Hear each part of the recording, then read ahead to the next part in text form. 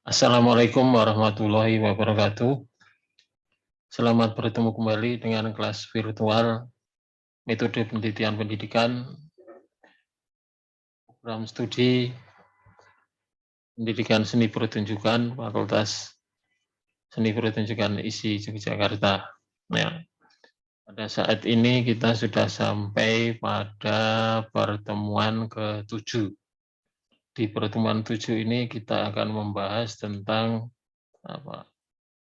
penelitian tindakan kelas. Penelitian tindakan kelas ini adalah di dalam dunia pendidikan ini sangat terkenal sekali ya, sangat ya, familiar. Ya. Jadi adapun tujuan dari penelitian pembelajaran ini adalah setelah mengikuti ini Anda diharapkan mengetahui karakteristik penelitian tindakan kelas atau PTK tadi. Yang kedua, Anda memahami tentang langkah-langkah penelitian tindakan kelas. Yang ketiga, Anda dapat merancang penelitian tindakan kelas. Yang keempat, Anda dapat melaksanakan evaluasi pelaksanaan PTK ini. Nah, sebetulnya PTK itu apa sih? PTK itu adalah kajian sistematis yang reflektif. Kajian tentang proses pembelajaran yang sistematis, yang sistematif dan reflektif. Artinya dia sudah ada sistemnya. Reflektif itu adalah merupakan ciri dari metode ini, dari penelitian ini, ya. Artinya yang dikaji itu terus kemudian itu direfleksikan, evaluasi, kira-kira sudah baik atau belum. Nah itu. Kemudian dilakukan oleh guru, ya. Jadi ini khusus dilakukan guru. Tujuannya adalah memperbaiki kondisi dan kualitas pembelajaran. Jadi ini khusus pada proses pembelajaran. Karakteristiknya PTK itu apa? Adalah perbaikan pembelajaran dari dalam. Artinya yang memperbaiki itu gurunya itu sendiri. Ya.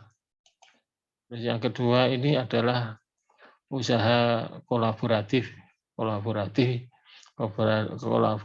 antara guru dengan dosen atau teman sejawat. Jadi guru tidak hanya memperbaiki sendiri, tapi dia ada temannya, bersifat reflektif yang sudah saya sampaikan tadi.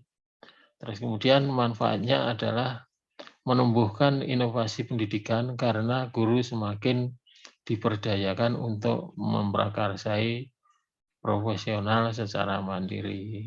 Jadi ini memancing guru supaya dia profesional, artinya dengan mempelajari apa yang dilakukan, terus kemudian direfleksi, diperbaiki itu dia akan semakin profesional di dalam melaksanakan tugas. Nah, alurnya bagaimana? Alur penelitian tindakan kelas. Yang pertama adalah ini menemukan masalah. Terus kemudian mencari alternatif pemecahannya. Terus kemudian dipraktekkan. Ini tindakan satu. Kemudian itu diobservasi. Jadi tindakannya itu diamati, terus kemudian itu dianalisis. Selanjutnya direfleksi. Nah, jadi ini ada masalah misalnya. Nah, misalnya guru mengalami ini kok kelas saya rasanya ada masalah ya. Nah, terus kemudian diperdalam di sini.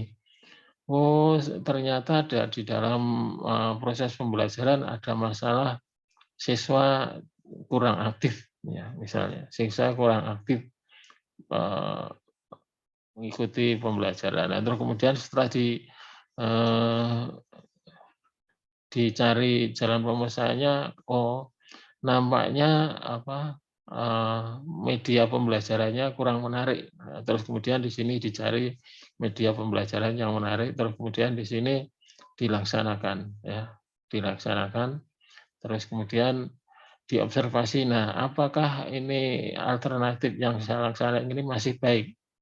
Sudah baik, sudah ada peningkatan dan seterusnya. Nah, diobservasi di sini, terus kemudian dianalisis. Dianalisis, terus kemudian hasilnya itu di dalam refleksi ini. Oh, ternyata misalnya ada 2 kemungkinan, ada kemungkinan sudah lancar atau belum ya. Misalnya dari tindakan pertama ini ternyata, eee, siswa sudah mulai aktif. Nah, sehingga ini terus kemudian apa, dilanjutkan ya, dilanjutkan. Apabila belum maka bisa dikembalikan ke sini. Oh, ternyata Eee, apa, mmm, saya, dari hasil ini, siswa masih belum aktif karena saya masih kurang lancar di dalam menggunakan itu. Nah, maka kembali lagi ke sini, terus ke sini, terus sampai itu, alternatif ini bisa, lancar, bisa menghasilkan hasil yang bagus, ya lebih bagus daripada sebelumnya. Nah, oleh karena itu inilah namanya yang disebut siklus, siklus di dalam, penelitian tindakan kelas ya. Ini siklus satu ya, siklus satu, terus kemudian, terselesaikan. Nah itu ya. Nah, terus kemudian di sini permasalahan lagi, eee, sehingga misalnya yang permasalahan kedua adalah, masalah pengaturan kelas. Kemudian dicari apa, dicari solusinya. Misalnya, anak sekarang sudah tidak, eee, tenang apabila kelasnya ditata berjajar seperti dulu. Nah, mungkin bisa dijadikan, kelompok. Nah, kelompoknya bagaimana ini terus di sini. Kelompoknya misalnya kelompok anggotanya harus dibagi yang pinter, yang sedang, dan yang kurang. Nah, terus kemudian itu dicoba di sini, dilaksanakan tindakan kedua. Terus kemudian ini diobservasi, dianalisis, terus kemudian, eee, ini refleksi yang kedua. Nah, seperti yang ini tadi ya, seperti yang itu tadi, maka, apabila belum diulangi lagi ke sini, apabila sudah, maka itu sudah selesai, terselesaikan. Itu yang dimaksud dengan prosedur penelitian tindakan kelas. Nah, eee, di sini berarti, setiap siklus itu, ya, satu permasalahan yang harus diselesaikan ya. Eee, Satu permasalahan itu misalnya siklus satu ini berapa putaran itu tergantung pada permasalahan yang dihadapi. Ketika itu permasalahan sudah selesai, maka lanjut dan seterusnya ya. Jadi itulah namanya siklus di dalam, eee, prosedur penelitian tindakan kelas. Penetapan fokus. Jadi seperti yang saya katakan tadi, penetapan fokus itu, eee, dilakukan ketika guru itu merasakan tidak puas terhadap pembelajaran yang dilakukan. Tidak puasnya itu seberapa? Nah, itu sangat relatif ya. Jadi, misalnya guru yang, kreatif itu akan selalu tidak puas pada hasil yang telah dicapai sehingga selalu melakukan pembaharuan itu. Berpikir balik untuk melihat sisi lemah pembelajaran. Nah ini ya, jadi ini biasanya terjadi pada guru-guru yang apa ya, yang kreatif, yang nggak mau berhenti, nggak mau nggak puas itu ya, sehingga dia selalu melihat sisi kelemahannya saja. Ya. Ada usaha kemauan untuk mengatasi, memecahkan masalah. Nah, di dalam itu biasanya kan setelah menemukan masalah, kan ada identifikasi masalah. Itu adalah apa yang sedang terjadi sekarang. Apakah yang terjadi mengandung masalah? Apakah yang saya lakukan sudah mengatasi masalah? Nah ini kan tadi kan kayak yang tadi uh, yang siklus apa prosedur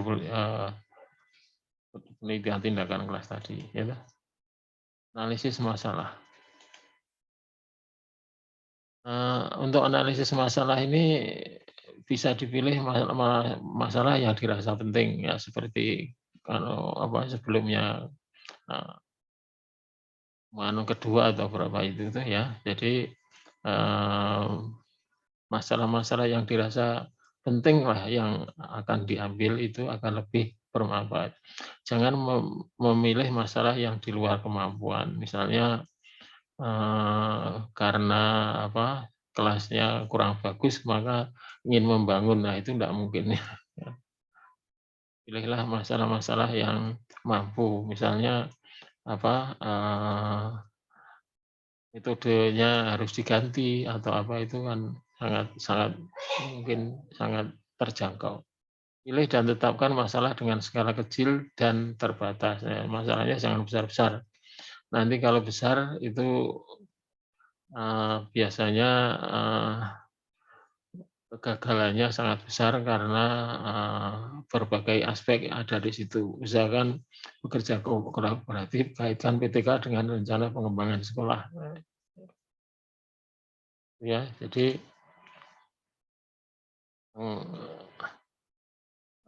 perumusan masalahnya dilakukan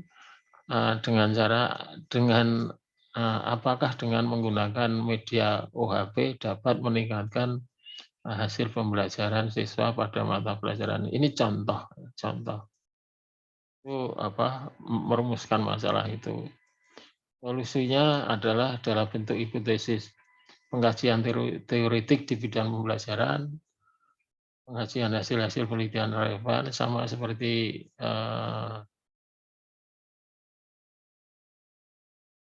yang penelitian yang lain yang kemarin sudah saya kan, kemudian diskusikan dengan rekan sejawat, pakar, dan peneliti lain.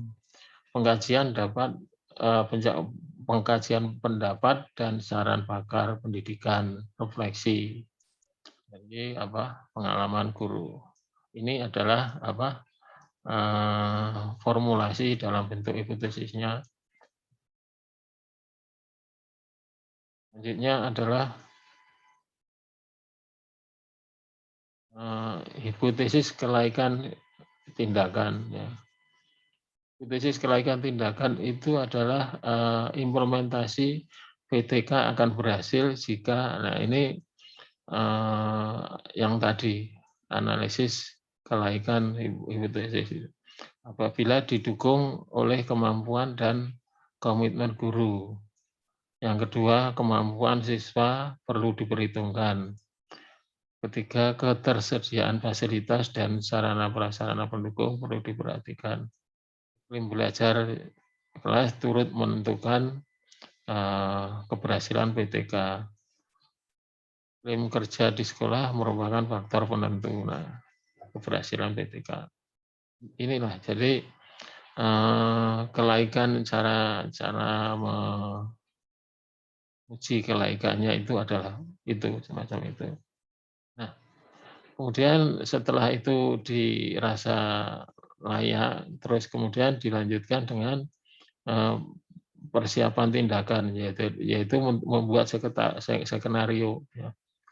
Membuat skenario itu artinya apabila Anda tadi memilih satu pemecahan masalah itu artinya Anda akan merubah perilaku mengajar Anda, ya. Anda tidak menggunakan seperti yang biasanya, karena akan merubah sesuatu, maka Anda harus membuat skenario ini.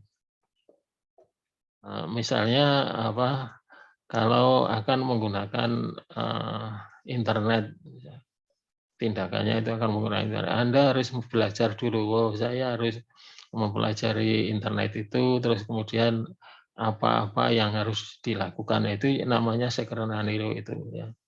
Setelah itu adalah persiapan fasilitas dan sarana pendukung. Nah, kalau ada pembelajaran yang menggunakan internet itu mesti dipersiapkan laptop, terus kemudian LCD, terus kemudian sarana pendukungnya adalah jaringan internet. Nah, itu kan harus disiapkan. Persiapan cara merekam dan analisis data. Ya, jadi persiapkan juga nanti kalau saya mengajar ini yang merekam datanya siapa, itu harus jelas supaya peristiwa itu tidak hilang tanpa ada data. Simulasi pelaksanaan tindakan perbaikan. Nah, sebelum itu sebaiknya Anda mencoba dulu di diri, kemudian baru dilaksanakan. Dalam pelaksanaannya, maka jika semua telah disiapkan, maka PTK dapat dilaksanakan dalam situasi yang aktual. Ya. Tindakan perbaikan merupakan tindakan pokok siklus PTK. Nah, setelah itu dilakukan, maka ada observasi dan interpretasi. Ya. Observasi adalah upaya merekam segala peristiwa dan kegiatan yang terjadi selama tindakan berlangsung. Tindakan itu artinya adalah yang tadi, rencana perbaikan tadi. Sedangkan interpretasi dapat dilihat dari rekaman hasil observasi. Nah, di sana akan kelihatan apakah siswanya sudah tertib dan seterusnya, itu akan menjadi bahan pertimbangan di dalam memperbaiki pembelajaran tadi. Diskusi balikan, ya, dilaksanakan diskusi balikan itu artinya jangan sampai setelah direkam itu tidak langsung didiskusikan. Ya. Nah, ini di sini ada ketentuan tidak lebih dari 24 jam setelah observasi. Dilakukan dalam suasana saling membantu, terhindar dari ancaman. Berpedoman pada data yang dibuat oleh pengamat. Ya. Diinterpretasikan secara bersama-sama. Pembahasan mengacu pada penetapan sasaran dan pengembangan strategi perpihakan untuk perencanaan berikutnya. Ya, ini ya, jadi tidak boleh lama-lama supaya apa? Supaya kejadian-kejadian itu masih teringat, masih bisa diingat apabila ada bagian-bagian yang tidak terekam. Ya. Selanjutnya adalah analisis data. Analisis data ini adalah reduksi, yaitu penyederhanaan yang dilaksanakan dengan seleksi, memfokuskan dan pengabstraksian data mentah menjadi bermakna. Nah, jadi kalau ini seleksi itu, ya, jadi reduksi itu adalah memilah-milah informasi yang dibuat oleh pengamat itu. Misalnya kalau di dalam proses pembelajaran mungkin warna warna mungkin pengaruh-pengaruh lingkungan itu menjadi penting, gitu. Tapi pengaruh yang lain itu perlu diabaikan, misalnya begitu. Kemudian fokus pada apa? Ya, misalnya fokus pada penggunaan media pembelajaran, terus diabstraksikan, terus kemudian menjadi bermakna. Artinya, setelah menggunakan metode, menggunakan pembelajaran menggunakan internet. Ternyata anak sudah lebih bermanfaat dan antusias di dalam mengikuti pembelajaran. Nah, itu maknanya begitu ya. Paparan data adalah proses penampilan data secara sederhana dalam bentuk narasi, naratif, matrik, atau grafik, dan sebagainya. Jadi disampaikan di situ. Narasinya bahwa selama proses pembelajaran, suasana kelas lebih baik. Nah, terus kemudian di dalam matriknya ternyata dari segi pengamatan, dari segi observasi, yang apa, yang ramai hanya 5 orang, yang lain itu yang 35 sudah bagus ini datanya. Kemudian bisa juga digambarkan dalam bentuk grafik yang menggambarkan itu, kalau yang dulu ramainya itu hampir separuh, sekarang sudah berkurang dan sebagainya. Kemudian disimpulkan, ya, yang singkat, padat, dan mengandung pengertian yang luas. Kemudian di dalam refleksi merupakan pengkajian terhadap keberhasilan atau kegagalan. Nah, ini. Jadi meskipun gagal pun juga harus disampaikan. Nah, kemudian di tujuan sementara dan menentukan tidak lanjut untuk mencapai tujuan akhir. Itu sudah cukup ya.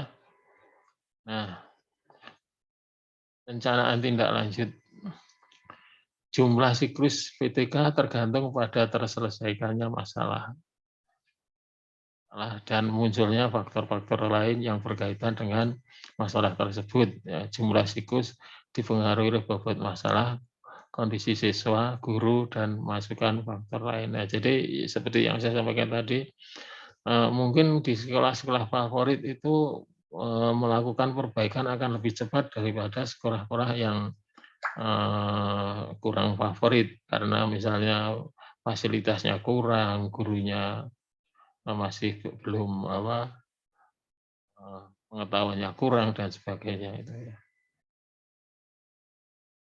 Ini saya pikir ini adalah kayak ringkasan tadi prosedur PTK mulai itu ya.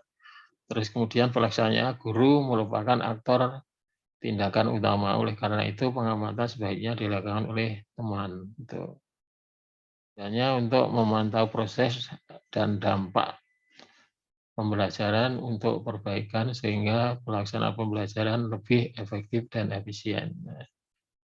Dan alat bantu, ya, ini adalah alat bantu yang teknis ya, jadi ada lembar observasi, alat rekam pandang ya, kamera video itu, penggunaan alat bantu rekam jika memang dibutuhkan ya, apakah pakai tripod atau apa itu, sasaran observasi, pengamatan pada PTK dipusatkan baik pada proses maupun hasil tindakan pembelajaran beserta segala peristiwa yang melingkupi.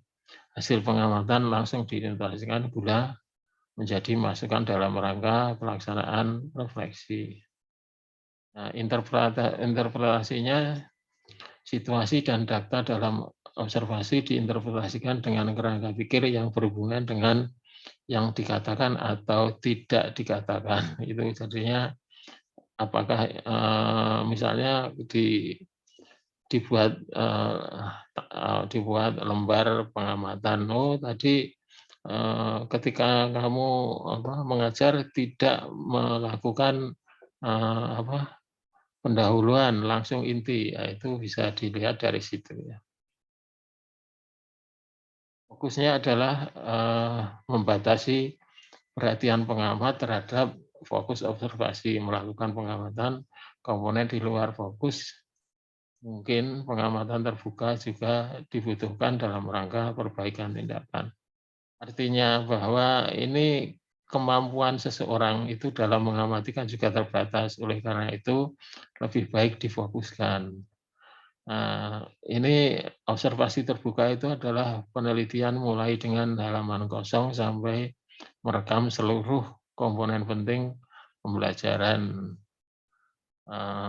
dari tindakan tersebut. Ini kalau belum terbiasa sangat sulit ya, jadi akan lebih baik apabila difokuskan nih, yang bawahnya ini mungkin observasi fokus pada aspek tindakan guru atau siswa dalam pembelajaran, misalnya dimensi strategi dalam pembelajaran. Ini adalah, formatnya gitu. Kategori mengajar misalnya prestasi, pembelajaran tak langsung, pembelajaran ini adalah, kategorinya. Ini adalah, kategori pelaku, pemilihan responden, intonasi dan cara mengajukan pertanyaan. Ini adalah untuk observasi. Nah, Anda bisa, mempelajari sendiri, ini adalah contohnya, bagaimana kalau, hasilnya itu ya. Ini kan jelas bahwa, observasi sistematik ya, ini adalah observasi sistematik, eee, misalnya dari hasil ini kan bisa dilihat persentasenya ini, bahwa dari hasil pengamatan ini, yang paling Yudin itu adalah yang paling tinggi ya, presentasinya akan yang paling misalnya eee, paling sering atau paling aktif misalnya. Ini adalah apa, aspek yang diamati ini ujaran guru, siswa, karena ditanya atau diperhatikan. Nah, ini adalah, salah satu contoh dari, eee, lembar-lembar pengamatan itu tadi ya, balikan dan seterusnya. Nah, ini adalah saya pikir itu bisa dipelajari sendiri, eee, dan itu, merupakan pendukung dari yang saya sampaikan tadi. Itu billahi taufiq wal hidayah. Assalamualaikum warahmatullahi wabarakatuh.